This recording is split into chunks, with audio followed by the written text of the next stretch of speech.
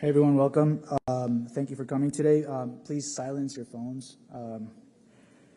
We have Secretary Kerry here today. He's going to respond to some questions regarding COP28. We want everyone to sort of keep their questions brief and on topic so that we can get to as many as we can.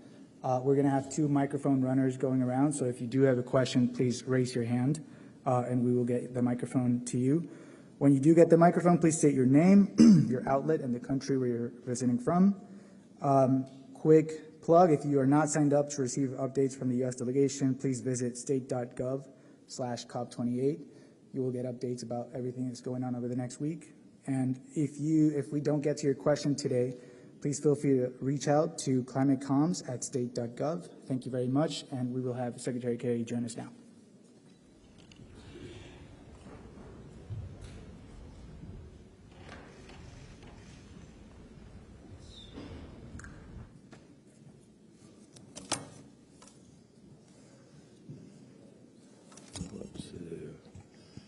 Good afternoon. Just all your heads have to turn this way. I'm sorry. I'll just make an opening and maybe sit in the middle if that's easier for you.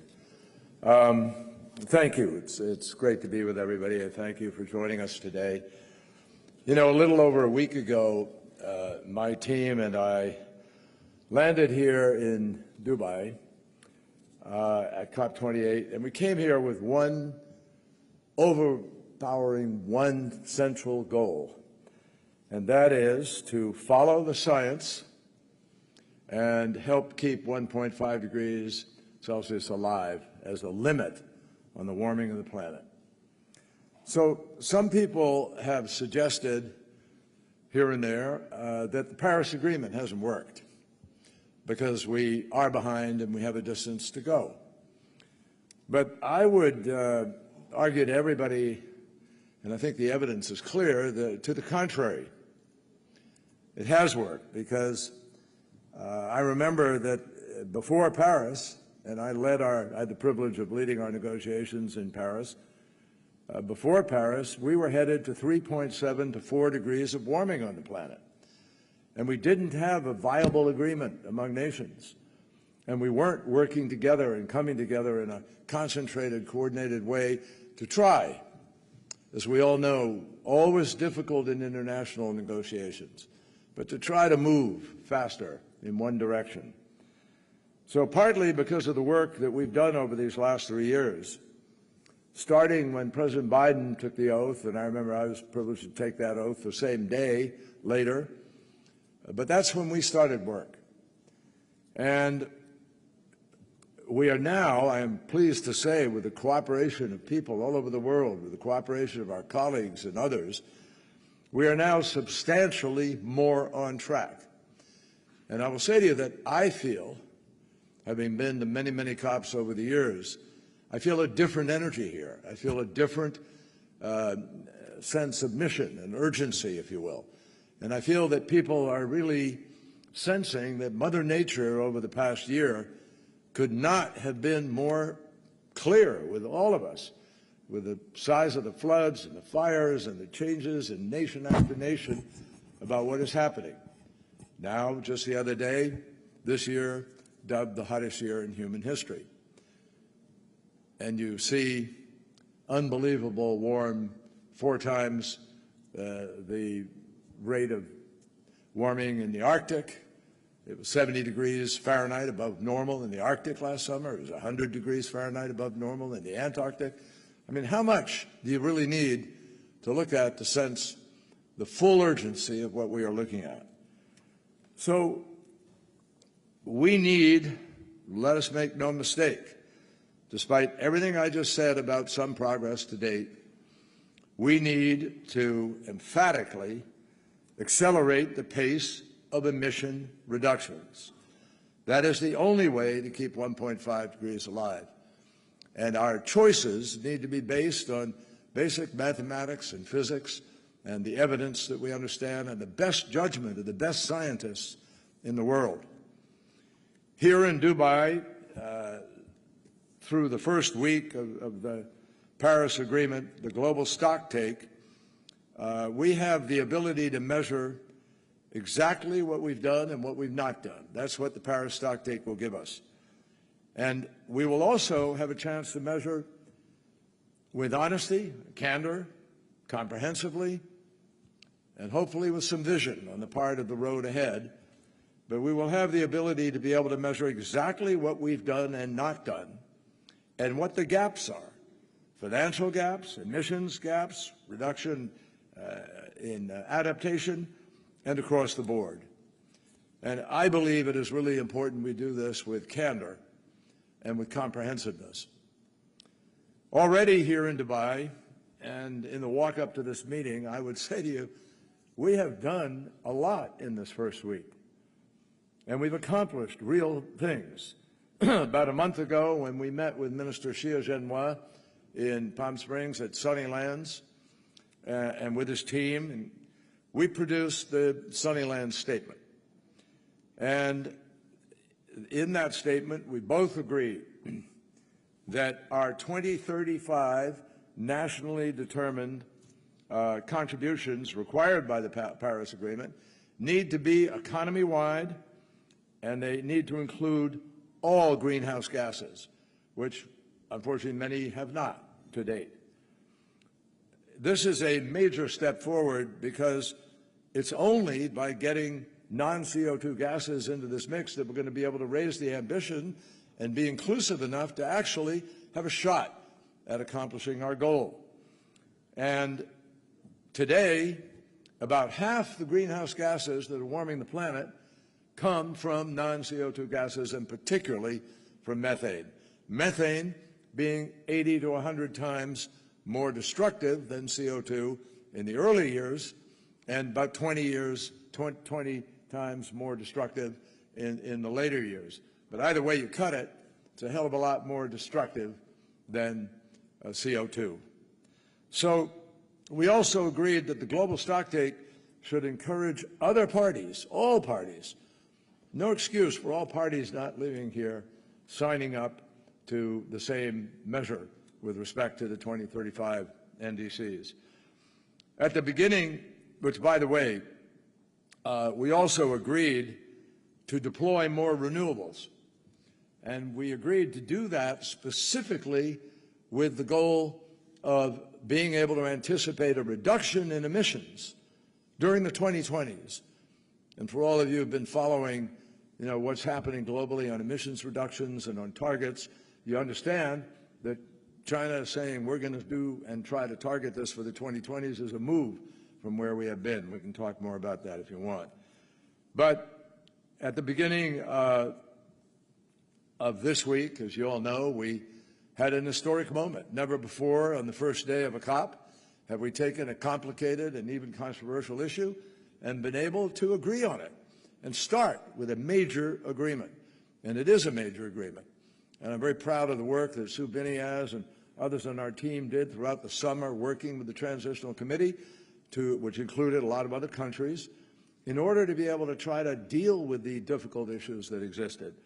So now we have a fund for climate impact response, and I think it's already got a certain amount of money in it to help stand it up.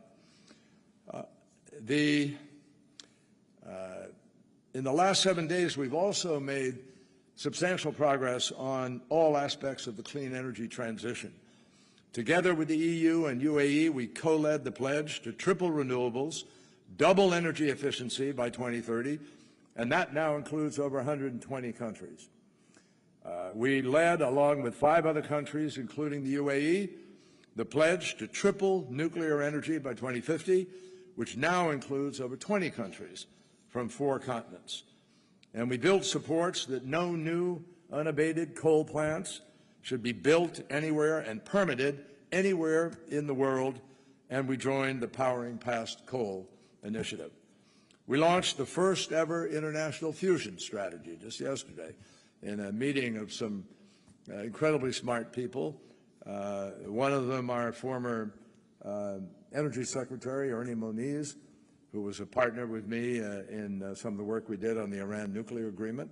And I can tell you that, he went from a skeptic as an MIT professor through his years to now believing very deeply that this has the potential, real potential, to become real and to transition.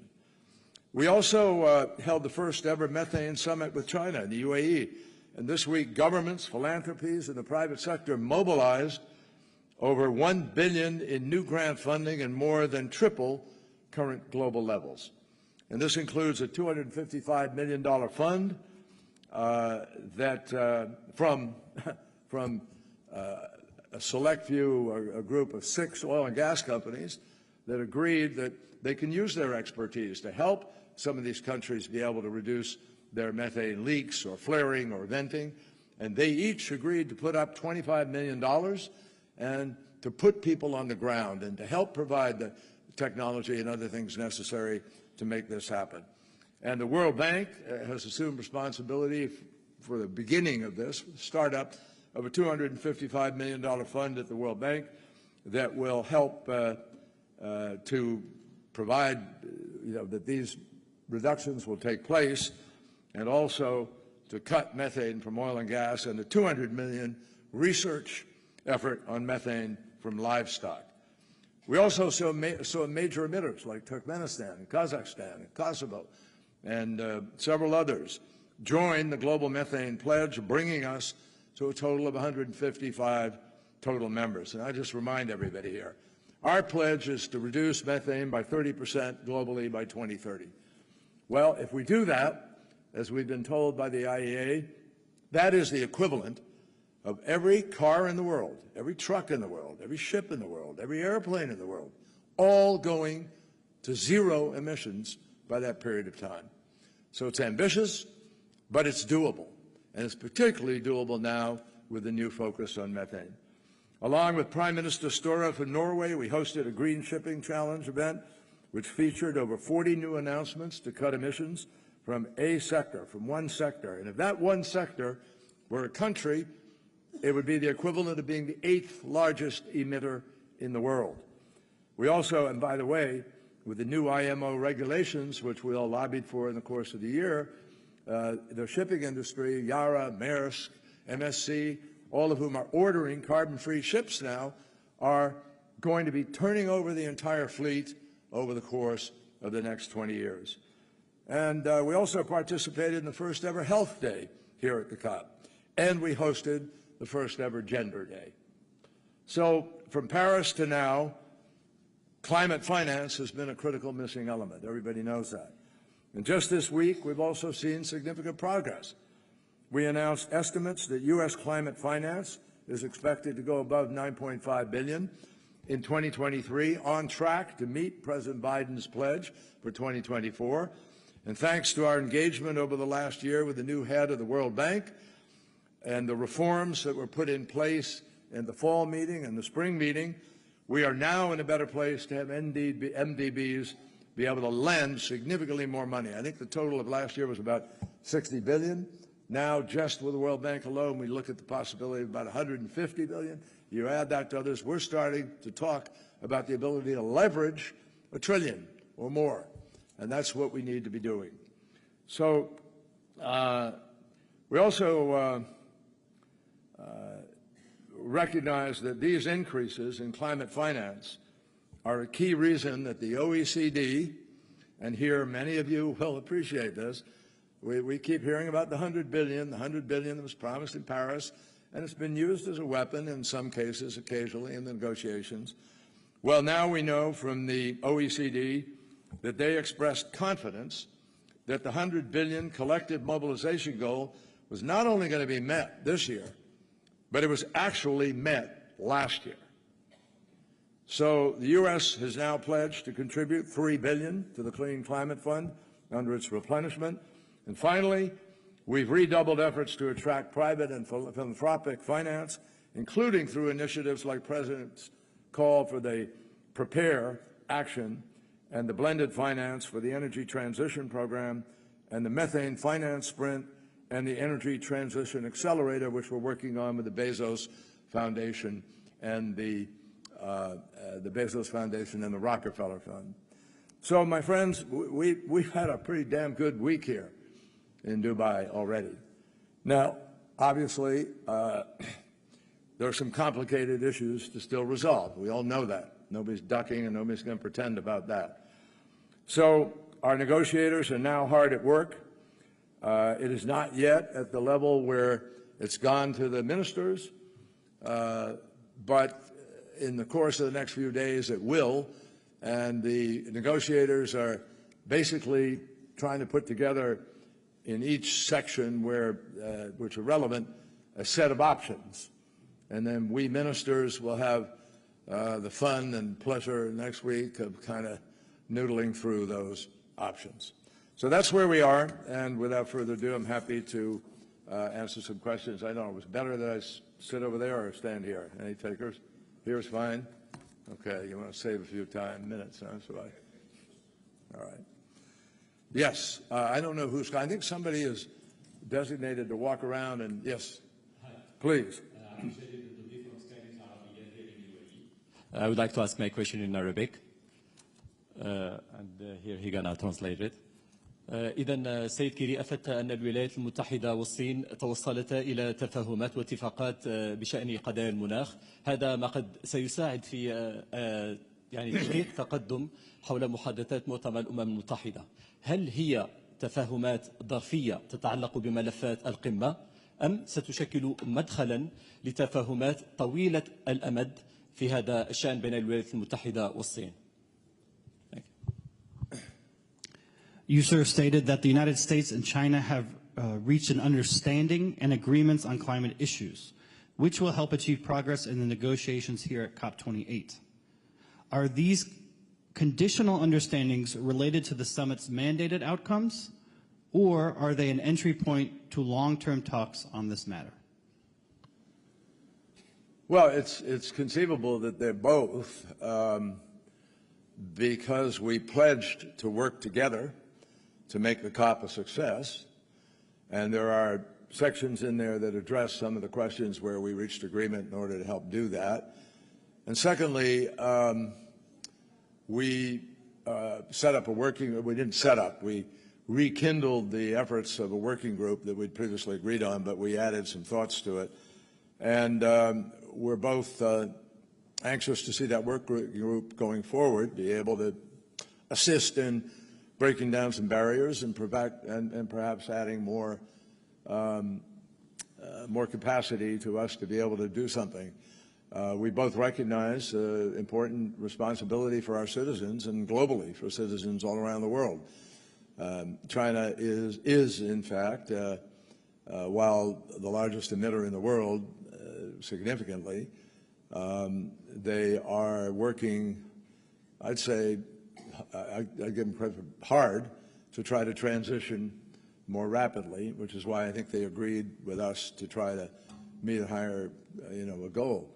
But China is the largest producer of renewable energy in the world, also the largest deployer of renewable energy in the world by far, more than all the other countries put together. And the one thing we have a difference on that we're continuing, no, not one thing, we have a number of differences. But the biggest difference we have is obviously the challenge of new coal. And the hope would be that as they deploy the renewables, that will diminish the demand for that coal, some of which is working at a very low capacity even right now. So I'm not going to go into a lot of details on it, except to say that if we have any chance of hitting the 1.5 and holding on to it, we need the help of all of the largest economies of the world, of which China and the United States are both the 1 and 2. We're number 1, they're number 2 in terms of size of economy. But we have to get the other 18 members of that, that group to be able to really move a lot faster than they are. Oh, a final thing.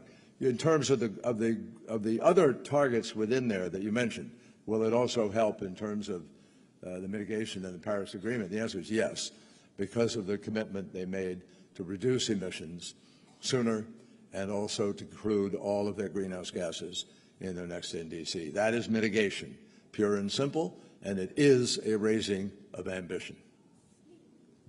I'm not, somebody here is designated, somebody who works. Hi. You gave me the microphone earlier. Lisa Friedman from the New York Times. Thank you.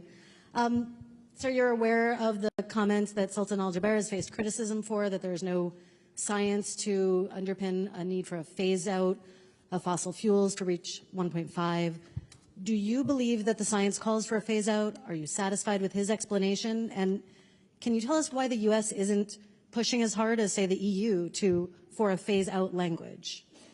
Well, we are. We voted with the EU, with members of the EU, because not all the EU is in the G7, but the G7, we voted for phasing out.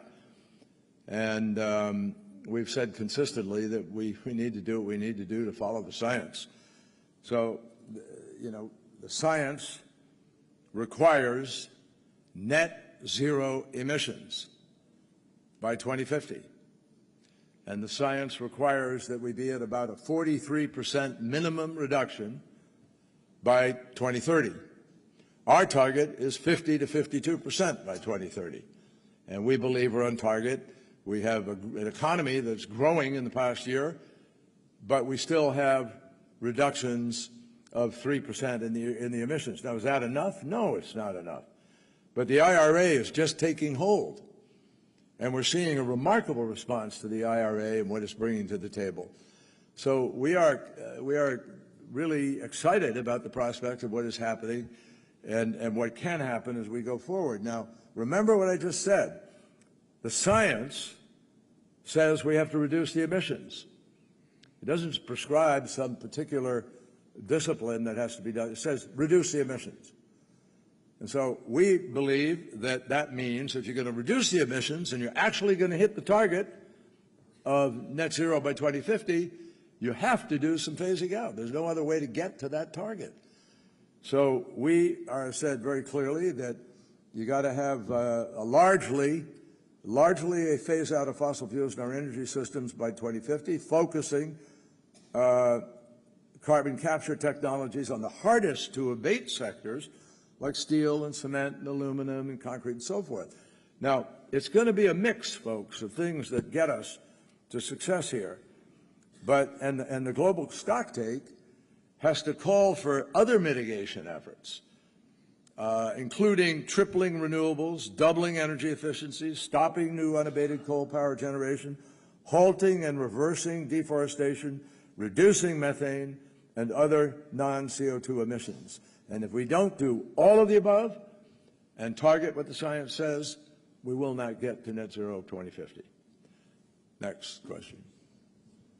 Over here, way over there. I'm Yes. here. Yes, Mona Lisa Freja, النهار العربي.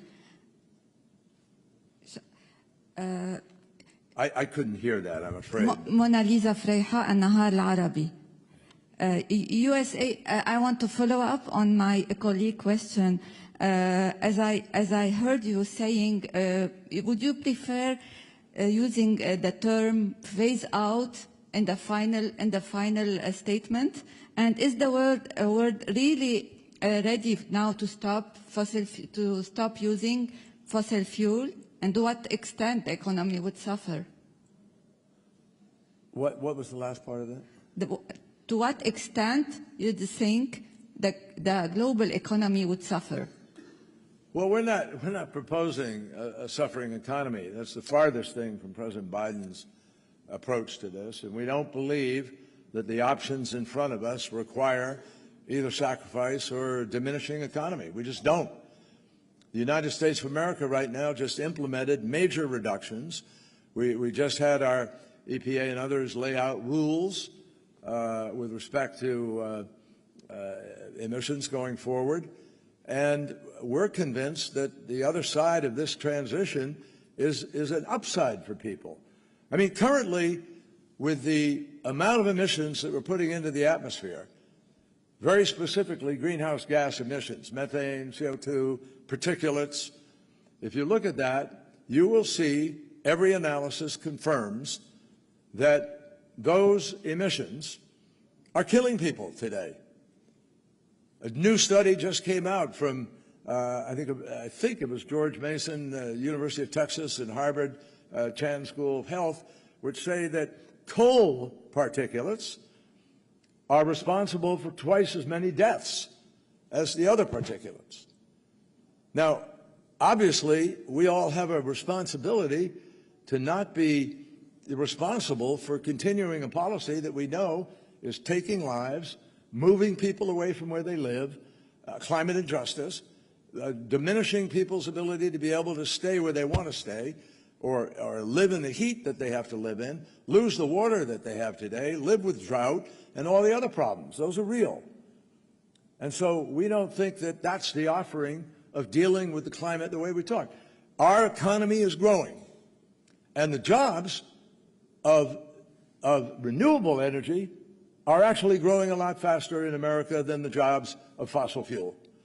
And now the IEA has clearly stated that they detect in this decade, around the end of the decade, 28, 29, they think that we will have a peak in fossil fuel demand, and they noticed a terminal decline starting in this decade with respect to fossil fuel demand. So it's not John Kerry or Joe Biden or any of us who are creating this dynamic. It is climate crisis coupled with the slow response of people who need to respond faster to make it happen, and to take, to begin to seize the benefits that await people out there. Let me just give you an example. We have about 100 of the biggest and best corporations in the world, and corporations take a lot of flack. We realize that. And there has been greenwashing in the past. We all understand that. But just think about this. Google, Apple, Microsoft, Salesforce, Boeing, United, Delta, Ford Motor Company, General Motors, Volvo, Maersk, Yara, MSC, you can run a long list here, Amazon. Many others have all joined this coalition to send a demand signal to the marketplace that it's good to buy green now and help accelerate the transition. And by buying green now, you send a message up and down the food chain that there's money to be made. There's a better market out there. And those pathfinders are going to do well in the long run because, people are going to be, I think, sensitive and grateful to companies that behave the way we all need to with respect to this challenge. And their CEOs, let me be blunt, Lafarge Holcim is making green cement right now. They're making green. People are buying the green cement not because it's green, but because it's better cement. I mentioned Yara and Maersk and MSC and the ships they're now buying that are carbon. There's a carbon-free ship in the port right here. Ammonia, Fortescue, Andrew Forrest, who brought the ship over here on ammonia. So bottom line, folks, we think there's huge economic reason for people to be looking to this transition. And every analysis says it costs more to wait or to avoid it than it will to do it now. So I think the economics of this are pretty clear. And you have smart CEOs of companies like that, folks. They must know something. Seth Borenstein, the Associated Press. Going into the harder week next week, what are requirements for the U.S. that have to be in the GST, regardless, and what are the red lines for the United States that cannot be in there? And finally, which countries are you afraid of being the biggest obstacles to the phase-out language? Well, if I were to tell you that, I'm going to make people bigger obstacles. So I ain't going there. I will just tell you that we have some tough issues next week, but I think we have people of good faith who know that this is an international negotiation of consequence. And people will measure who steps up and who doesn't. I just think I'm going to leave it. I'm not going to go through all the details of the negotiation and say what our red lines are or not. I actually haven't sat, we sort of inherently know on our team what some of the red lines are, but we haven't ever sat there and said, okay, where are we here? We need to see what the options are that we get sent by the teams, and then we'll sit down and evaluate what the possibilities are. I can just tell you this, our North Star, and you've heard it a number of times around here, is 1.5 degrees. And we want to do everything we can to be on that track. And we want to be reasonable about what we do. There has to be a fairness in the air here. We don't want people just coming in and automatically, because their vested interest or they're feeling maybe, punched a little bit here, We got to do what the science tells us we need to do. And the science has been clear. In 2018, the best scientists in the world at the IPCC told the world, you, they said, meaning all of you who are in a position of responsibility to make a difference, you have 12 years left within which to make the key decisions that will be able to remove the threat of the worst consequences of the climate crisis. Now it's 6 years. We get in next year, it's 6 years, not 12. And let's ask ourselves, how well have we used the last 6 years? So this is crunch time. Folks, look, I didn't make up the science here, but I know enough to know that if people who are scientists who've spent a lifetime studying this issue are telling me that they are alarmed, they are terrified, they believe we are in uncharted territory, and that's what they've all said, quoted in some of your newspapers. You personally, some of you have written those stories. And if that's where we are, and the Arctic is at a crazy rate of melting, and it's at 70 degrees Fahrenheit in the summertime, and 100 degrees in the Antarctic, and you look at the fires in Greece and Australia and Russia and around the world, come on, what do you need? Are you telling me that the bottom line of companies that make $4 trillion globally in the course of an entire year, that somehow is at risk here? Come on. It's time to really get serious and make as much happen as we can. I'm not telling you that everybody's going to come kumbaya to the table, but I am telling you we're going to make our best effort to get the best agreement we can, to move as far as we can, as fast as we can, and that's what people in the world want us to do. It's time for adults to behave like adults and get the job done.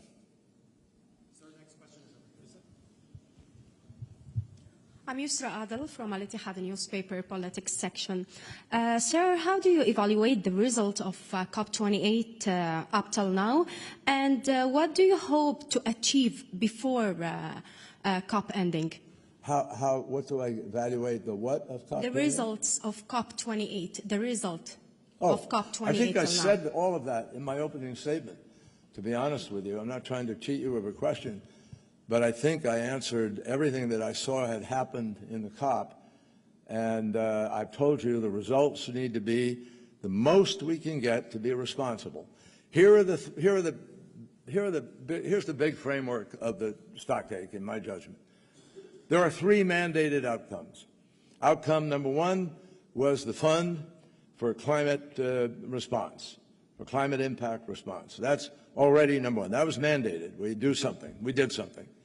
Number 2 is adaptation, the report from adaptation and raising effort there. We will, I'm confident, do something.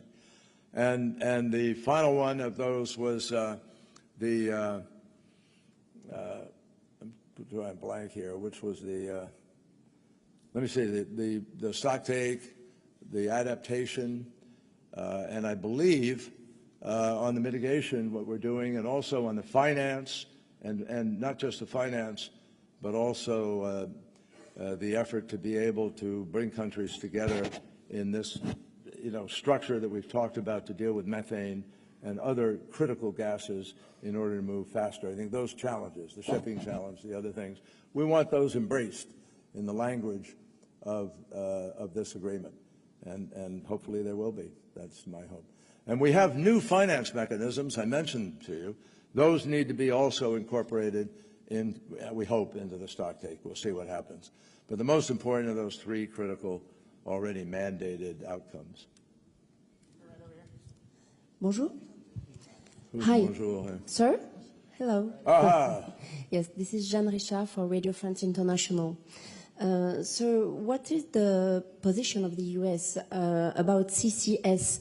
The European Union is critical about on a large-scale use of these technologies. So what is your position? My position is the scientific position. The science says we cannot get to net zero 2050 without some CCUS, or CCS at any rate. That's what they say. If you're going to run the numbers here, you need to reduce. Now, already there are companies that do it. I mean, look at Occidental, which is an oil and gas company. They're all in on direct air carbon capture. They're capturing carbon. Other companies have historically used carbon dioxide that they capture in order to do enhanced oil production. Now, that not be what a lot of people want to have happen here, but at least you can capture it. And so we're exploring that. The IRA wants to push the curve because we're in such a predicament, we think, that we have to have an all-of-the-above approach here. We're also obviously pushing the potential of nuclear. I mean, France, par exemple, produces, about 70%, 68 now or something maybe, of its power comes from nuclear. France sells nuclear power to Germany and so we have nuclear power in California. We have that nuclear power goes to Arizona and other states. Nuclear power right next door to my state. It was protested vehemently when they were thinking of building it. I can't remember, 30 years, 40 years ago. I can't remember how long ago. But I was in the Senate for 28 years representing Massachusetts, and during all those years, we used nuclear in our power base, about 20%. So, folks, you got to be realistic. If you're going to get to where we want to go, reducing the emissions, we got to use the technologies we have today. Maybe something's going to break in well before that. Nobody says we're frozen into having to go 20 years with one technology. Fusion may turn out to be just an enormous game changer. Battery storage, you may find. Hydrogen may bring that price down, and then all of a sudden it's competitive. And as the infrastructure builds up, we have a lot of options. I'm excited, frankly, about what I see right now. It's very different from where we've been previously. And about $1.7 trillion of venture capital now chasing these solutions. And that's different from any time, anywhere we've ever been before in this race. So I think that, you can raise some very legitimate questions about CCUS, but you also can see it working in certain ways. And our hope is that the marketplace is going to help decide by price points what works and what doesn't. And look at solar. Solar's come down 85% in price. Wind's come down 53% in price. It's now cheaper than these other forms. And the more people begin to see it working, and the more they see that grids can be balanced, particularly with AI, AI is going to play a very big role in the future of this battle. And so I think we have enormous opportunities here for a differential. Thank you. Over here, sir. Right here. Sir, are you satisfied with the amount the contributions in the Lost and Damaged Fund till now? And this contribution, does he have a target amount to be collected? For the climate impact? Yeah, the president announced that we would immediately put in $17.5 million of budget money that we have now. But that's not all the United States is putting on the line here. We put $1 billion on the line to deal with the methane, and we've put the other money that I articulated with respect to the Global Climate Fund, $3 billion, and so forth. So all in all, the United States is proud to be the largest humanitarian donor in the world. That is a fact. And when you look at what we do with $30 billion that's been going to Africa for health concerns and other things, don't just look at one package. But what we did the other day with the Climate Impact Response Fund was simply to empower it to stand up.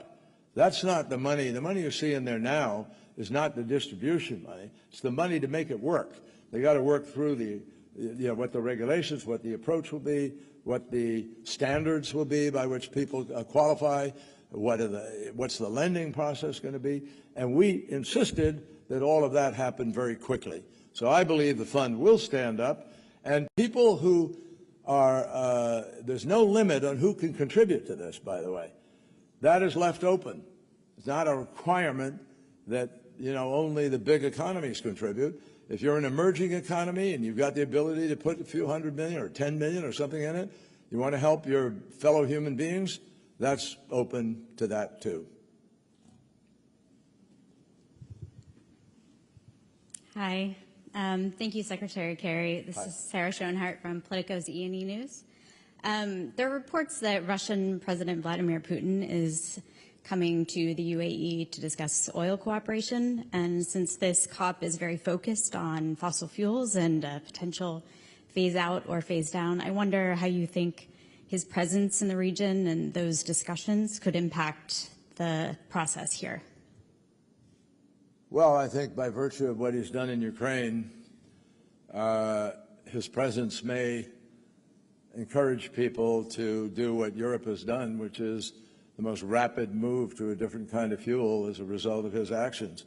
He single-handedly accelerated the transformation of Europe more than anybody else by weaponizing gas. And I think a lot of people here remember that, and that's sort of the overpowering thing. I don't think it's going to affect anything. Other than you're mentioning it here, I'd sort of forgotten that he might be coming in the region, but it doesn't affect us here. I'm not, you got to look, who's? Right here? Back here? Doug, I hope you know, I hope you, okay, go ahead. Hello. Where are we? Back here, sir. Back here. Okay, Akila from Line News, département French. Je parle français, mais je peux parler en anglais aussi. My question is, how do you envision bridging the gap between developed and developing nations in terms of climate finance and technology transfer to support climate adaptation and mitigation efforts? Thank you. Merci. I took the easy road. How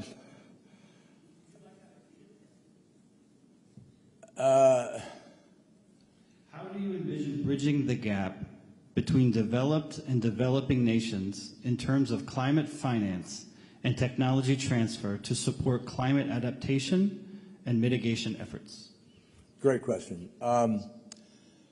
Every one of the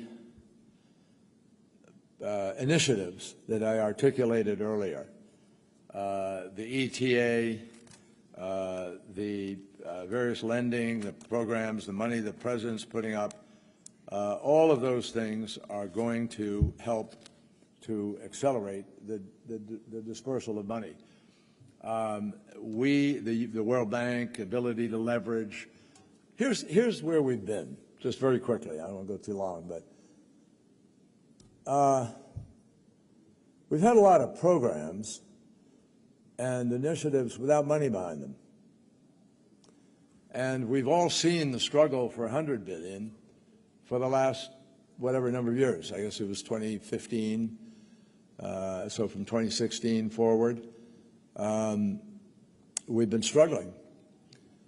No government in the world, this is what I sort of landed on when I finished being Secretary of State, the recognition that no government in the world has enough money to affect this transition. I mean, if we wanted to be the nicest, best, biggest donor beyond where we are today, we don't have the money, and we're the richest economy on the planet.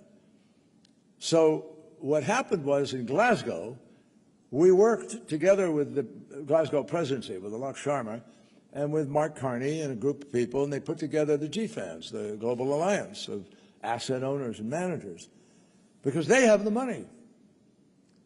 And they came up with about $131 trillion that they felt would be ready to invest in climate-related kinds of activities if, here's the if you have a bankable deal. In other words, these folks, most of them are subject to fiduciary rules. They have to caretake the money that's given to them in certain ways that meet standards, which is what the world wants. We don't want fly-by-night operation where people run away with people's money.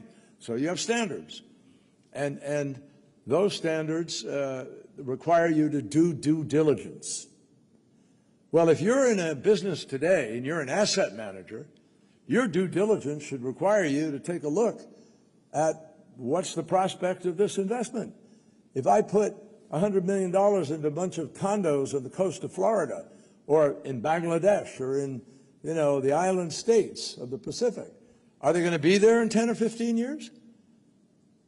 It would be irresponsible. So applying a standard to investment is not an unsmart thing to do.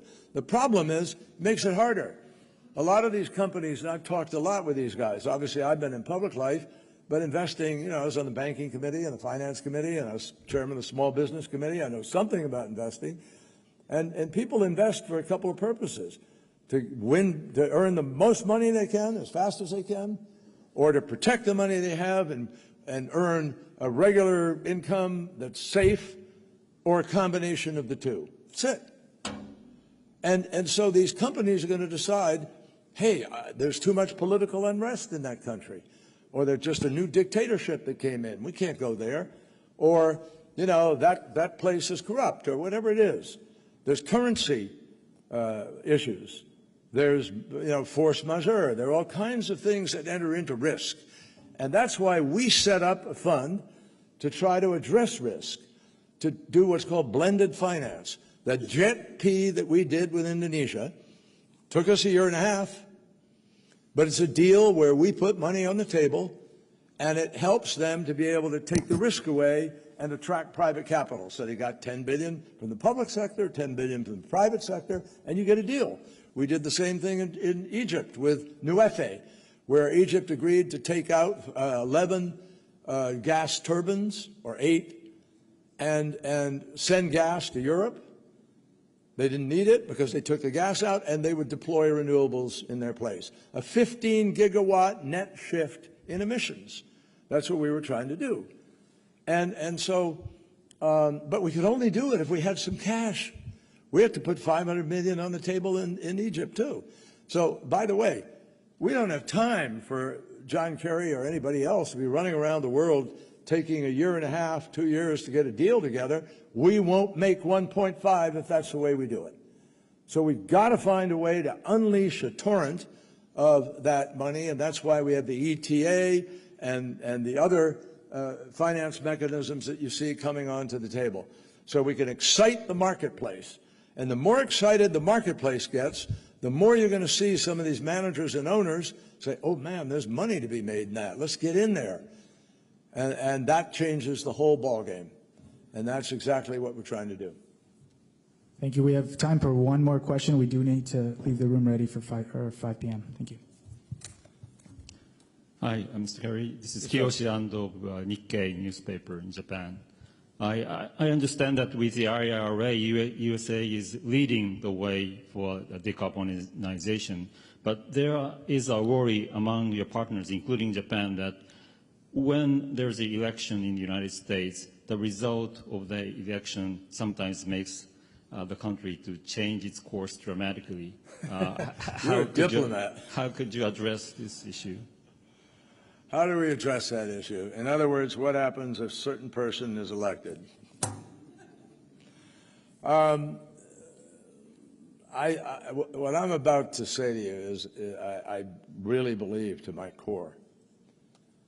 There was a time when that might have made all the difference, but not now. When Donald Trump pulled out of the Paris Agreement, and zero funded, by the way, for 4 years, there was no money, so that's part of the problem we faced when President Biden came in. But when he pulled out, something else happened. In America, we have a renewable portfolio law. All across our states, 50 states, have a renewable portfolio capacity move. They all have passed these kinds of laws. And so whether it was California or New York or, a Midwest country or whatever, over 1,000 mayors and 37 governors all kept moving forward on the things that they'd pledged to do. So even while Donald Trump was president, 75% of the new electricity in the United States came from renewables. Now, I assume he didn't know it or he would have tried to stop it. But that's what happened. So Donald Trump may have pulled out of the Paris Agreement, but I'm telling you, the American people stayed in that agreement. And now, because of the economic decisions that have been made, Ford Motor Company, Volvo, General Motors, do you think, having decided to make electric vehicles, there's some reason they're going to suddenly turn around and go back to internal combustion engine? Not on your life. They're not going to do that. Nor are these other CEOs of big companies like Google and others who know they've got huge data centers, and they need to be clean in those data centers. And Scope 1 and 2 and Scope 3 will require that they do things to be clean. That's the change that has taken over. So I say to you with complete confidence, we will get to a global, low-carbon, no-carbon economy. We will get there. The only question is, will we get there in time to avoid the worst consequences of this crisis, as we were warned by the 2018 IPCC report? The scientists should guide this just like they're guiding every other choice. And I think that's where we are. Thank you all. I'll do another one of these when we finish, hopefully on the 11th, 12th, whatever it is. Thank you all.